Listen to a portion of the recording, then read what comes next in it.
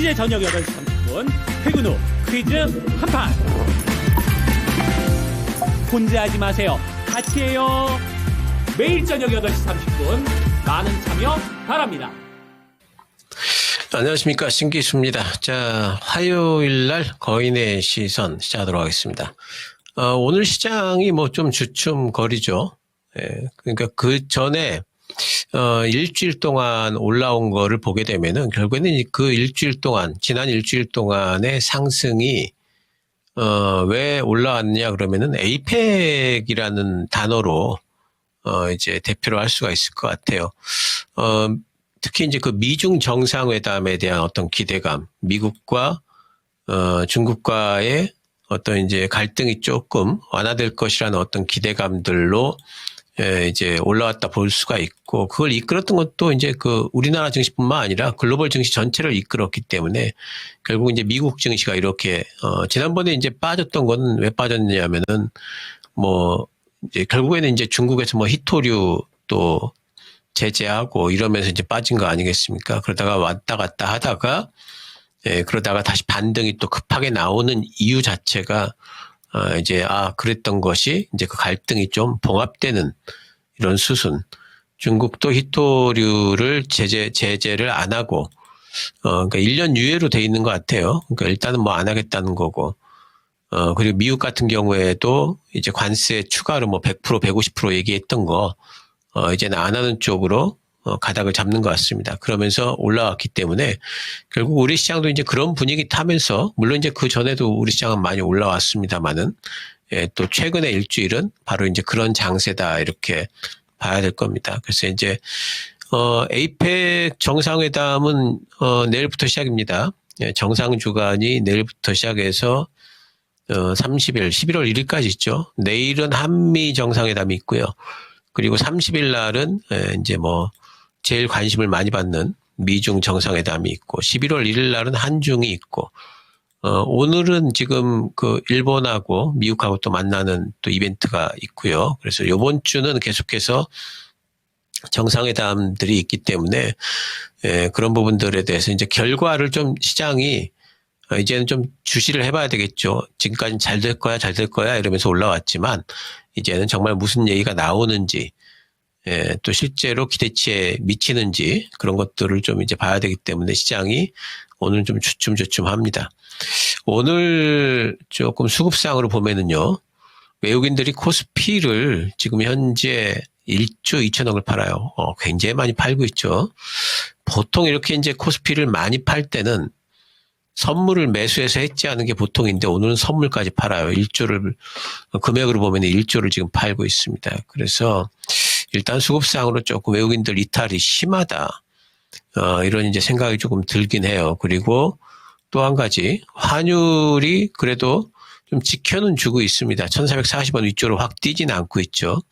그래서 환율이 이렇게까지 뛰지도 않는데 외국인들이 갑자기 오늘 뭐 코스피를 지금 1조 2천억을 팔고 있는 부분, 이런 부분들은 외국인들이 뭔가 지금 엄청나게 결국에는 이제 그런 것도 있어요. 이제 고점에 대한 어떤 부담감, 너무 급히 올라왔다라는 데 대한 어떤 부담감, 또 이제 월가 쪽에서는 뭐 계속해가지고 한쪽에서는 더 간다 그러고요. 또 한쪽에서는 지금 너무 버블이 너무너무 심하다 뭐 이러고 있고, 뭐 투자은행들 현금 쌓고 있다라는 말도 막 들리고 막 이러니까 AI의 버블론 나오고, 이러니까 어쨌든 지금 외국인들의 투자 모드가 무조건 질러라 뭐 이런 거는 아니죠. 지금은 좀 눈치 보게 하면서 언제쯤 시장이 고점을 형성을 할까. 이제 우리나라 시장뿐만 아니라 미국 시장에 대해서도 지금 다들 뭐 가격이 너무 높다라고들 얘기를 하고 있는데, 그러면은 고점이 언제쯤 나올 것인가.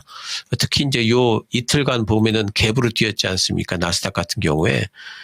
그러니까 분명히 2번 정도의 갭.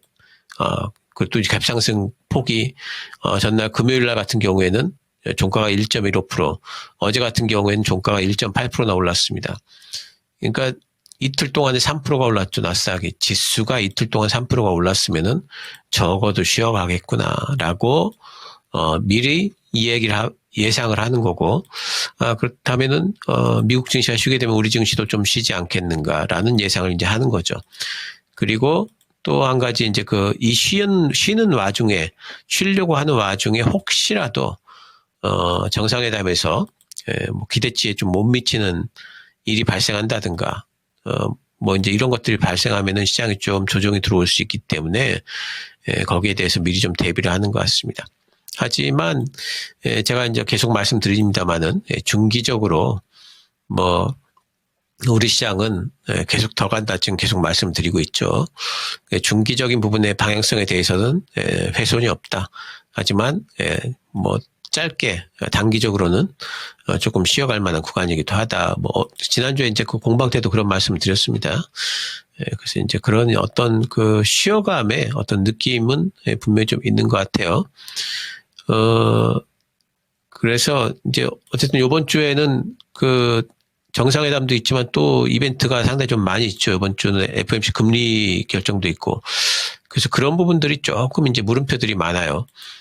좋을 일들, 정상회담 때, 미중 정상회담 때 뭔가 이미 이제 실무적으로 협상이 됐기 때문에 미중 정상회담은 이제 악수하고 웃으면서 헤어질 것 같고요. 그럼 그것도 이제 좋은 호재거리죠. 그리고 FOMC에서 이번은 뭐 금리 인하를 거의 한다 봐야 되겠죠. 왜냐하면 CPI가 기대치 못 미치게 나왔으니까 금리 인하 할 것 같고 12월 달에도 금리 인하를 할 수 있을까? 이제 시장은 여기에 관심을 가질 거고요.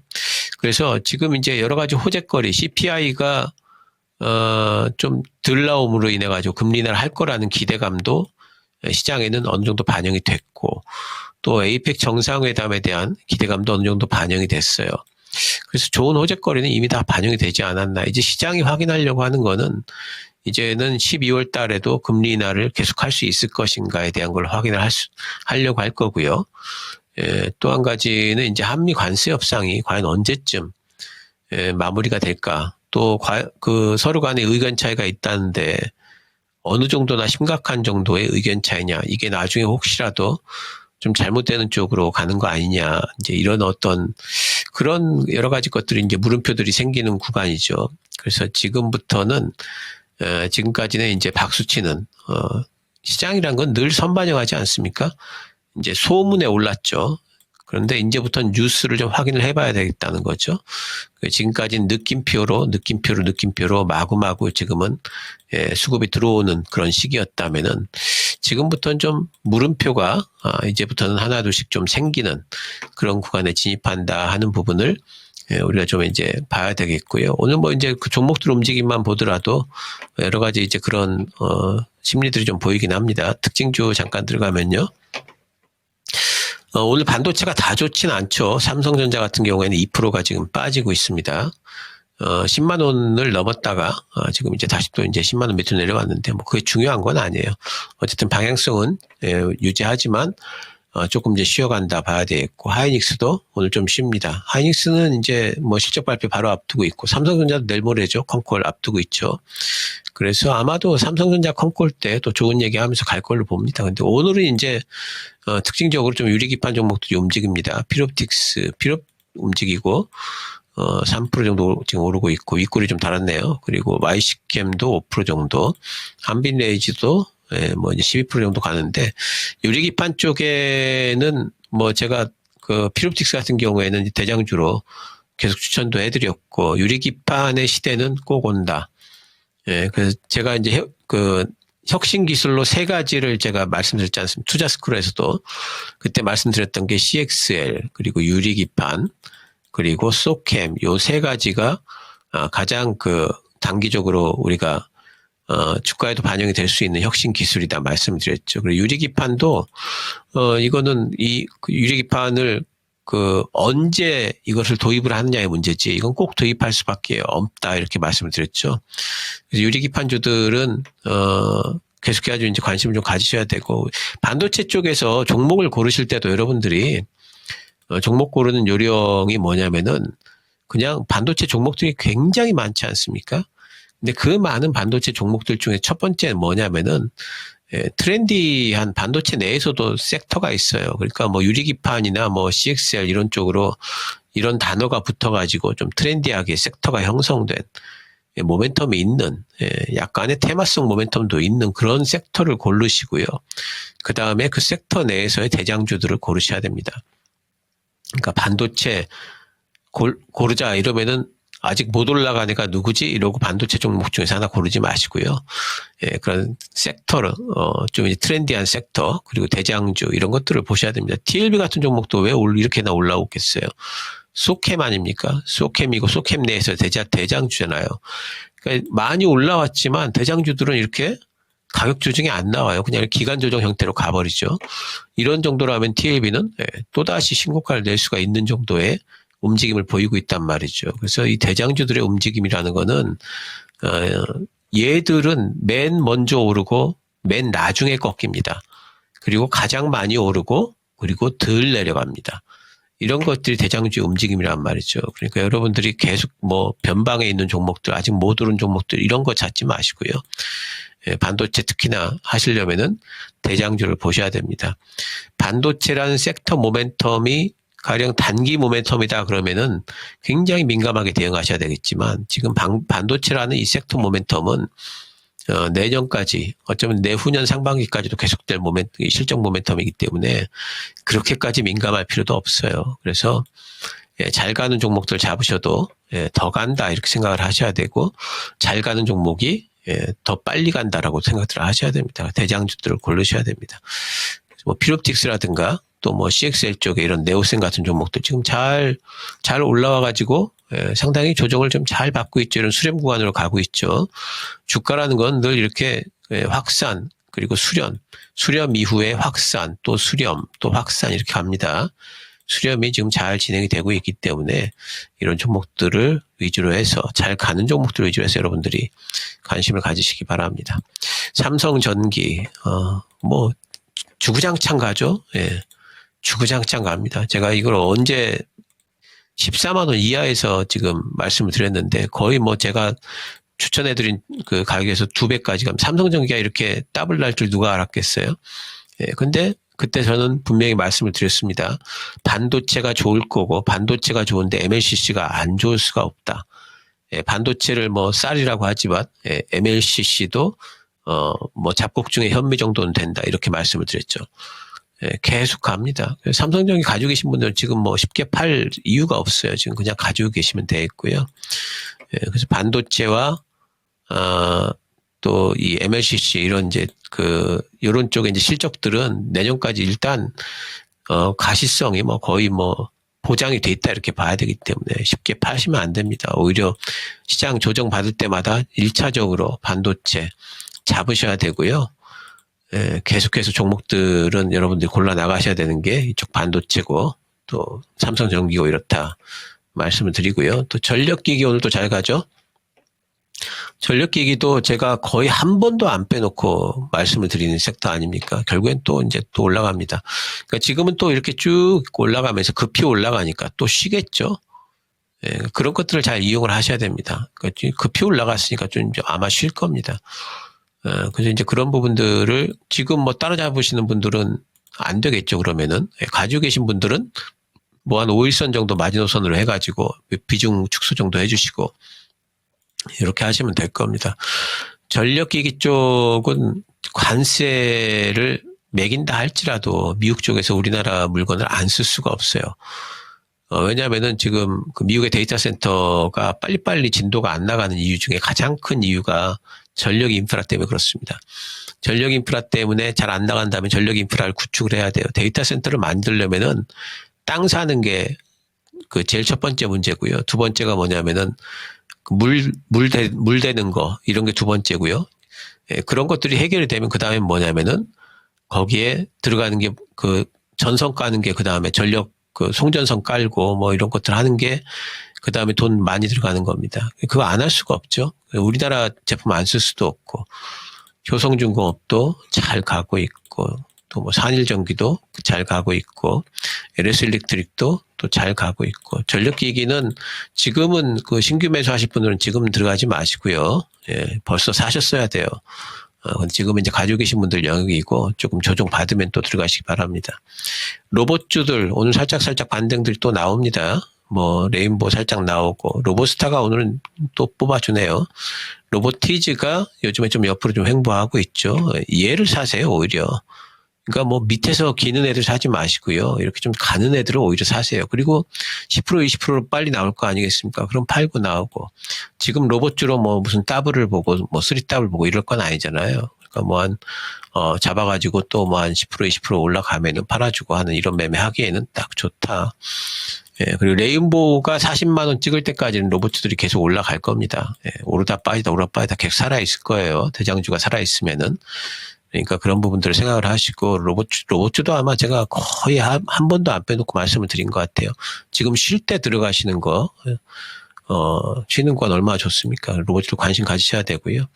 화장품 쪽, 오늘 이제 또 올라갑니다. 화장품 오늘 뭐 한국콜마도 오르고 실리콘투 뭐 제이준까지 이제 오르고 하는데 제이준이 요즘에 좋았죠. 물론 이제 그 시진핑 뭐 한중 정상회담 이런 것 때문에 이제 올라가는 걸로 돼 있긴 하지만 화장품 쪽은 그거 아니라도 뭐 실리콘투라든가 뭐 이제 뭐 APR이라든가 뭐 이런 쪽들은 그 중국하고 별로 관계 없어요. 오히려 이제 미국이라든가 유럽 쪽과 관계가 있기 때문에 이런 쪽도 실적이 좋습니다. 지난번에 실적 발표하고 나서 너무 기대치가 컸나 빠졌지만 가격 조정 들어왔기 때문에 다시 또 가격 매력이 높아졌고 실적은 좋기 때문에 또 반등이 나오겠죠. 화장품주들 지금 관심권이고요. 통신장비 지난주 수요일 날 제가 명인들의 복귀 때 말씀을 드렸죠. 이제는 주파수 경매가 이제 미국 쪽에 주파수 경매 발표 일정 발표가 이제 얼마 안 남은 것 같다. 그래서 좀 약간 좀 들어가 볼만하다. 지금도 통신주는 하나 사놓으면은 아마 주파수 경매가 일정이 발표가 되면은 또 이제 한번 치고 올라갈 겁니다. 그럼 그때 또 팔고 나오면 됩니다. 그래서 통신주들도 한 종목 정도 뭐 H8도 좋고 뭐 KMW도 좋고 이노와이어도 좋고 뭐 예전에 잘 움직이던 뭐 RF라든가 그 다음에 뭐 솔리드라든가 뭐 다 마찬가지예요. 예, 그런 종목도 위주로 해서 한 종목 정도 가지고 있으면은 지금 상황에서 혹시 시장이 조금 조정이 들어오면 오히려 이런 종목들이 대안주로 또 부각이 될 수 있으니까 예, 관심 가져볼 만하고요. 엔터주들이 오늘 뭐 아침에 좀 움직이는 듯 하더니 예, 살짝 먼지 빠지는데 엔터주도 중국 쪽 바라보고 뭐 그런 투자는 이제는 뭐 한알령 해제 이런 걸로 지금은 엔터주들을 접근할 시기는 아니죠. 예, 엔터주는 이제 중국에 우리가 기대는 시기는 이미 지나갔습니다. 이제는 우리 엔터라는 것은 뭐 이제 글로벌로 나간 지가 오래됐고요. 그리고 오히려 중국보다 지금 이제 미국 시장을 완전히 장악을 했고 유럽 쪽으로 이제 뻗어나가는 이제 그런 엔터주 아닙니까? 그래서 그 K-팝 데몬 헌터스 엄청난 그 우리 엔터주의 기회를 만들어 주고 있고요. 예, 지금 그 애들 어린아이들이 K-팝 데몬 헌터스에 엄청 몰입을 하고 있고 그래서 부모들까지도 그거 같이 보고 있고 그 아이들이 앞으로 이제 10대들 같으면 한 5년 그리고 뭐 약간 좀 어린아이들 같은 경우는 한 10년 후에 성인이 됐을 적에 그때 이제 구매력이 생기고 하면은 뭘 소비하겠습니까? 문화적으로. 결국엔 또 K-팝을 소비할 수밖에 없겠죠. 그래서 K-팝은 이제는 하나의 장르가 됐기 때문에 꼭 우리 한국인 걸그룹, 보이그룹이 아니라 외국 사람들로 그것도 한국 내에서 안 만들어지고 미국이나 일본에서 만들어진 팀들도 지금 나오고 있죠. 그래서 엔터주라는 것은 우리가 지금 계속 내년을 또 내후년을 본다면은 관심 안 가질 수 없고 제가 이제 하이브는 특별히 말씀을 계속 드리고 있죠. 왜냐하면은 BTS가 완전체 복귀를 합니다. 이거가 엄청난 사건입니다. 여러분들은 이 BTS 완전체 복귀에 이 파워라는 것을 아마 우리가 이제 조만간에 느끼게 될 겁니다. 아직도 하이브는 매수하는데 늦지 않았습니다. 32만 원, 33만 원 넘어가면은 제 생각에 하이브는 역대 신고가 또 낼 수가 있어요. 그래서 최선으로 주로 하이브는 계속 말씀을 드리고 있습니다. 나중에 가가지고 아깝다 이렇게 볼 수 있어요. 저는 이렇게 잘 안 갈 때 계속 말씀을 드리죠. 그리고 올라가기 시작하면은 그 다음은 얘기 안 합니다. 삼성전자도 마찬가지죠. TLB도 마찬가지죠. 안 갈 때 얘기하다 올라가니까 저는 오히려 얘기를 안 했죠. 하이브 지금 33만 원 넘어가면 그 다음부터는 얘기 안 할 겁니다. 자, 뭐 어쨌든 이렇게 시장에 이제 뭐 종목들이 오늘은 전체적으로 좀 약간 숨고르기 하면서 좀 쉬고 있고요. 우리 시장이 보면은 이제 한 가지 좀 제가 보조지표 하나 보여드릴게요. 이게 뭐냐면은 이격도입니다. 61선 이격도인데요. 이 이격도가, 이격이라는 건 뭐냐면은 61선하고 지금 주가하고 얼마나 그 거리가 멀어져 있느냐. 지난 2011년부터 이제 차트를 좀 보면은요. 61선과 이격이 제일 많이 벌어진 게 120 정도입니다. 120 정도입니다. 여기. 그러니까 120이라는 것은 20%가 벌어져 있다는 뜻이에요. 100%면 딱 거기 맞췄다는 뜻이니까. 그러니까 보통 이 정도 올라오면은 그 다음에 이격 조정이 좀 들어오죠. 이게 역대 최고치입니다. 보통 61선까지의 이격도가 뭐 한 107, 108만 돼도 바로 이격 조정이 들어오는데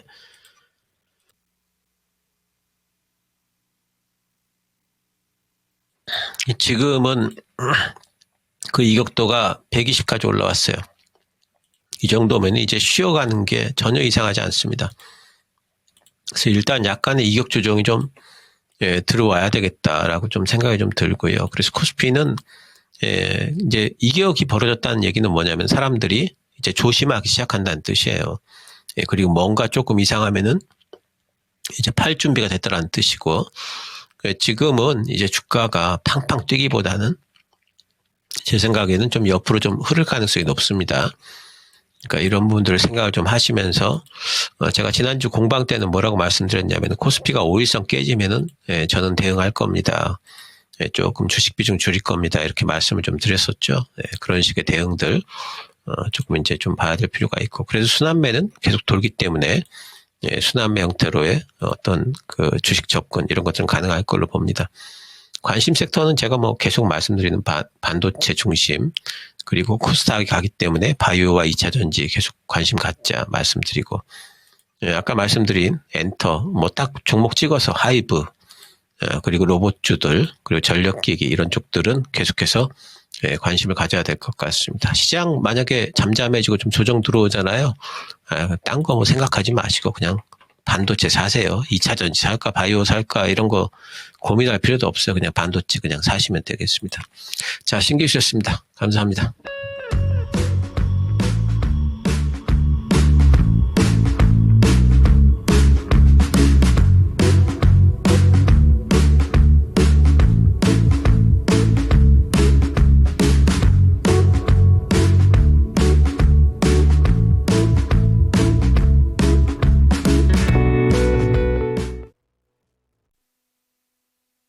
본 방송은 투자 판단을 위한 조언일 뿐 투자 판단과 결과에 대한 책임은 투자자 본인에게 있음을 알려드립니다.